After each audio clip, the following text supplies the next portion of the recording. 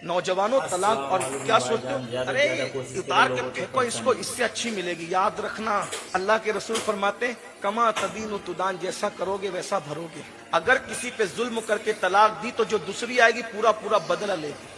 और जिसकी जिंदगी से खेल रहे हो ना तलाक देकर, आका ने तो यहाँ तक फरमाया जिसने चिड़िया की जिंदगी से खेला होगा पहाड़ों जैसी नेकियां लाएगा फिर भी जहन्नम में जाएगा। जो औरतों की जिंदगी से खेल, सोचो तो सही। तलाक दे रहे हो, क्या दोगे? जहेज वापस करोगे, मेहर वापस करोगे, इज्जत की रकम वापस करोगे, और दौलत के नशे में होगे तो चंद लाख रुपए भी वापस कर दोगे, दे दोगे।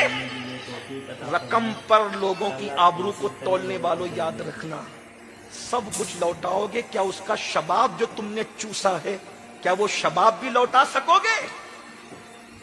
और याद रखना किसी की बेटी को तलाक देकर उसको बिस्तर पे तड़पाने वालों, हमारे तुम्हारे नबी ने फरमाया अलबिर ला यबला वज़्ज़म्ब ला युनसा वद्दय्यान ला यमूत एमल मा शेत कमा तदीन तुदान। नेकी कभी पुरानी नहीं हो सकती, गुनाह कभी भुलाया नहीं जा सकता, खुदा को कभी मौत नहीं आ सकती। तुम जो चाहो करो, जैसा करोगे वैसा भरोगे। अगर तुमने किसी की बेटी को तलाक देकर उसके पूरे खानदान को गमगीन किया और तड़पाया है तो तुम भी इस मंजिल से। जो औरत शौहर की वफादार है वो दुनिया में जन्नती औरत है। दुनिया में जन्नती औरत देखना है तो उसको देखो जिसका शौहर उससे राजी है। अल्लाह अकबर। मैं खवातीन से कहता हूँ शौहर को खुश रखो, क्योंकि मेरे आका ने फरमाया कि जो औरत इस हाल में इंतकाल करेगी कि उसका शौहर उससे राजी है वो औरत जन्नत में जाएगी, और जो औरत इस हाल में इंतकाल करेगी कि शौहर नाराज है वो औरत जहन्नम में जाएगी। लेकिन मर्दों से भी कहता हूँ अल्लाह के बंदो,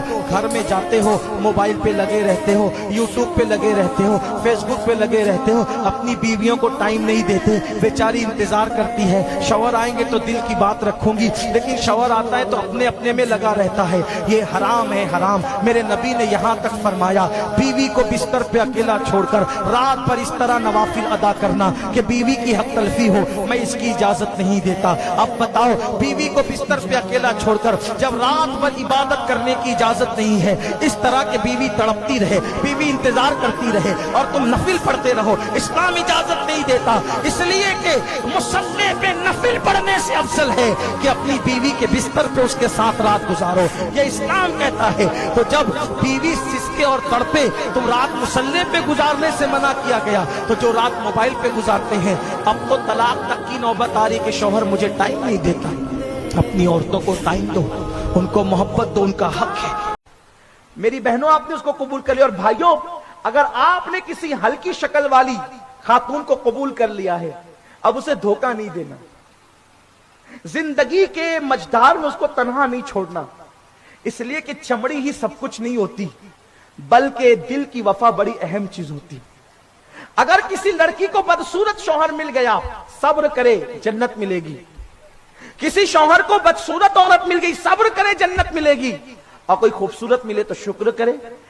औरतें अगर शौहर के लिए सजने लगे, औरतों को नफिल नमाज पढ़ने से अफजल है कि वो शौहर के लिए सजा करे हलाल तरीके से, और तुम भी सजा करो एक दूसरे को अच्छा लगने, बस इतना कि मेरी बीवी का दिल मेरी वजह से खुश हो जाए, क्योंकि मेरी वजह से मेरी बीवी खुश हो गई अल्लाह राजी होगा। क्योंकि माँ बाप ही का दिल खुश करने से अल्लाह खुश नहीं होता, बीवी का दिल खुश करने से भी अल्लाह खुश होता है, क्योंकि वो हमारी शरीक हयात है। और वो कैसे खुश होगी? वो आपके सजने से खुश होगी। ये जो गुटखा खा करके मुंह में बदबू, ये तंबाकू की बदबू, खतरनाक बदबू, बीड़ी की बदबू, ये जो मुंह में बदबू आती है ना, ये तुम्हारी जिंदगी को भी बदबूदार कर चुकी है। मेरे भाई मुंह साफ रखो, अच्छा रखो, मिसवाक करो, मिसवाक के आदी बनो। चले कोई आदत पड़ भी गई है आपको तो अब मुंह साफ रखो, लौंग खाया करो, सौंफ खाया करो, घर जाया करो तो मुंह साफ करके जाया करो, बहरहाल सच सवर के रहा करो, लेकिन जायज।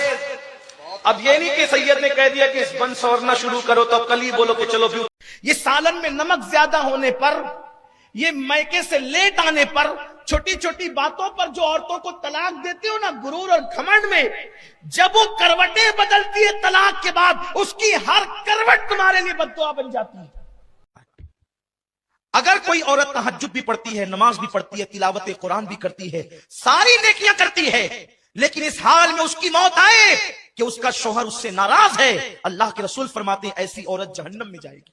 نماز پڑھنے کے باوجود جہنم میں جائے گی, روزہ رکھنے کے باوجود جہنم میں جائے گی, کیونکہ اس نے اپنے شوہر کو ناراض کیا. بلکہ یہاں تک میرے رسول نے فرمایا کوئی عورت تندور پر روٹی ڈال چکی ہو, اس زمانے میں توے نہیں تھے یعنی کہ جیسے آج ہیں, تندور پر روٹیاں پکتی تھی. آقا فرماتے کوئی عورت تندور پر روٹی ڈال چکی ہو اور اس کا, مسلمانوں کو چاہیے اگر اپنی تقدیر جگانا ہے تو رات کے آخری وقت میں جاگنا سیکھو. جو رات کے آخری وقت میں جگتا ہے اس کی تقدیر کبھی سوتی نہیں ہے, اس کی تقدیر ہمیشہ جاگ جاتی ہے. لیکن افسوس شومی قسمت, میری قوم پر کون ماتم کرے, میری قوم کے حالات پر کون رونا روئے. اللہ اکبر, یہ قوم رات کے 3-3, 4-4 بجے تک جاگتی ہے اور فجر کے وقت تو سوتی پڑی رہتی ہے.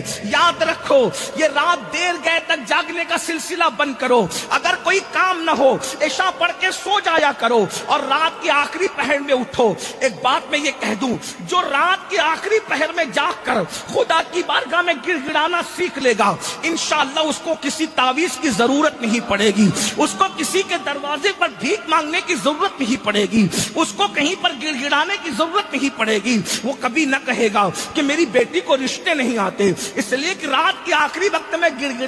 میلاد سے چڑا نہ کرو.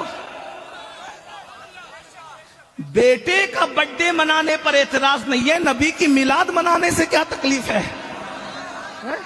جو بیٹا دلہن آنے کے بعد بھاگ جائے گا وفا کرے گا کہ بے وفا کرے گا, کوئی گارنٹی ہے؟ اور جو نبی قبر میں بھی ہماری مدد کے لیے تشریف لائیں گے, ارے جو دلہن آنے پر غدار ہو جائے اس کا اتنا برتھ ڈے مناتا ہے, جو قبر میں بھی کام آئے گا اس کی میلاد منانے پہ میرے عزیز تجھے تکلیف کیا ہے؟ بلکہ تجھے تو یہ کہنا چاہیے کہ اس جانے وفا کے لیے سب کچھ قربان کر دیا جائے تو بھی حق تو یہ ہے کہ حق ادا نہ ہوا. یہاں جلوس پہ پابندیاں لگانے کی بات کرنے والوں, وہاں بھی تو کوئی جلوس ہوگا. ذرا یہ بھی تو دیکھو نا بھائی, اس لیے تھوڑا سا جلسے جلوس سے جلا مت کرو. ہاں یہ جلنے کی چیز نہیں ہے, نبی تمہارے بھی ہے, نبی ہمارے بھی ہے, کم سے کم کلمہ پڑھانے کا تو احسان جانو.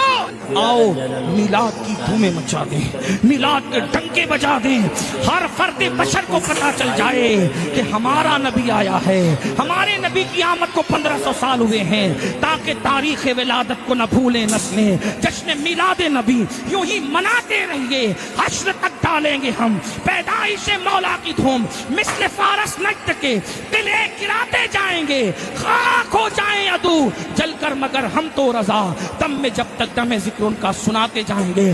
خبردار خبردار, جلوس کے موقع پہ ڈھول نہیں بجنا چاہیے, جلوس کے موقع پہ ڈی جے نہیں بجنا چاہیے, جلوس کے موقع پر چھیڑ چھاڑ نہیں ہونا چاہیے, جلوس کے موقع پر دل آزار نعرے نہیں لگانا چاہیے, جلوس کے موقع پر کسی کے ساتھ غلط فکریں نہیں کسے جانا چاہیے, جلوس کے موقع پر آس پاس اگر عورتیں کھڑی ہوئی ہیں ان پر بدنگاہی نہیں ہونا چاہیے. جلوس میں درود پڑھتے ہوئے, سلام پڑھتے ہوئے, نعتیں پڑھتے ہوئے اتنے جتنا میلاد کو ختم کرنے کی کوشش کی جا رہی ہے اتنا میلاد سے ڈنکے بجتے جا رہے ہیں. حشر تک ڈالیں گے ہم پیدائش مولا کی دھوم, مثل فارس نجد کے قلعے گراتے جائیں گے. خاک ہو جائیں عدو, خاک ہو جائیں عدو چل کر, مگر ہم تو رضا دم میں جب تک دم ذکر.